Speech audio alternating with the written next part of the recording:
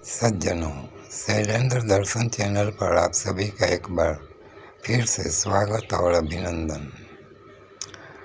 आज हम चर्चा करेंगे बिना अपराध के किसी को दंड देने का फल क्या होता है।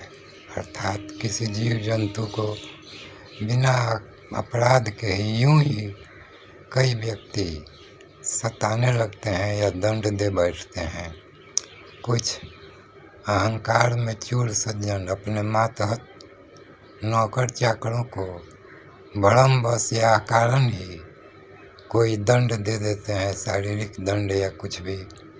तो इस तरह की स्थितियों से बचना चाहिए। और इस संदर्भ में महाभारत की एक छोटी सी कथा उल्लेखनीय है। परीक्षित के पुत्र जन्मेजय अपने भाइयों के साथ कुरुक्षेत्र में एक यज्ञ कर रहे थे। उनके 3 भाई थे, श्रुतसेन, उग्रसेन और भीमसेन। उस यज्ञ के अवसर पर वहाँ एक कुत्ता आया। जन्मेजय के भाइयों ने उसे अकारण ही पीटा और वह रोता चिल्लाता अपनी माँ के पास चला गया। अर्थात कुत्ता रोते चिल्लाते कुत्ते से माँ ने पूछा, बेटा तू क्यों रो रहा है, किसने तुझे मारा है? तो उसने सारा वृत्तांत कह सुनाया कि जन्मेजय के भाइयों ने पीटा है। तो उसकी माँ उससे कही कि तुमने कुछ न कुछ अपराध किया होगा।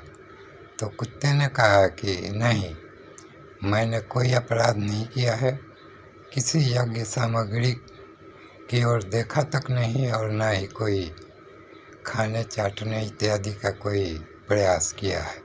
मैंने कोई अपराध नहीं किया है। यह सुनकर कुत्ते की माता को बहुत दुख हुआ और क्रोधवश वह जन्मेजय के यज्ञ में गई। उसने क्रोध में कहा कि मेरे पुत्र ने कोई अपराध नहीं किया, फिर इसे पीटने का कारण क्या था? तो जन्मेजय और उनके भाइयों ने इसका कोई उत्तर नहीं दिया।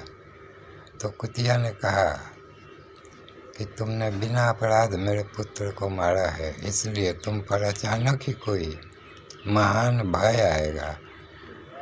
वह कुतिया कोई साधारण कुतिया नहीं थी, देवताओं की कुतिया थी जिसका नाम सरमा था। तो इस शाप को सुनने के बाद जन्मेजय बड़े दुखी हुए और घबराए भी। यज्ञ समाप्त होने पर वे कालांतर में एक योग्य पुरोहित ढूंढकर सर्प यज्ञ कर रहे थे, पर आस्तिक मुनि ने आकर उस यज्ञ को बंद करवा दिया। इस प्रकार जन्मेजय के मनोरथ की पूर्ति न हो सकी। इसमें सरमा का शाप भी एक कारण था। तो सज्जनों, इस कथा से हमें यह शिक्षा मिलती है कि जीव जंतुओं को अकारण हमें नहीं मारना पीटना चाहिए या कोई दंड देना चाहिए, और न ही मानव समाज के अपने से आर्थिक स्तर के कमज़ोर या गरीब वर्ग के किसी व्यक्ति को अकारण कोई दंड देने का प्रयास नहीं करना चाहिए। अन्यथा इसी प्रकार के फल मिल सकते हैं जिस प्रकार का फल जन्मेजय जी और उनके पुत्रों को मिला था। तो धन्यवाद सज्जनों, इस वीडियो को हम यहीं सीमित करते हैं। फिर मिलेंगे अगले वीडियो में इसी प्रकार किसी धार्मिक, मांत्रिक, आध्यात्मिक या ईश्वर अनुसंधान संबंधी चर्चा विमर्श के साथ। धन्यवाद।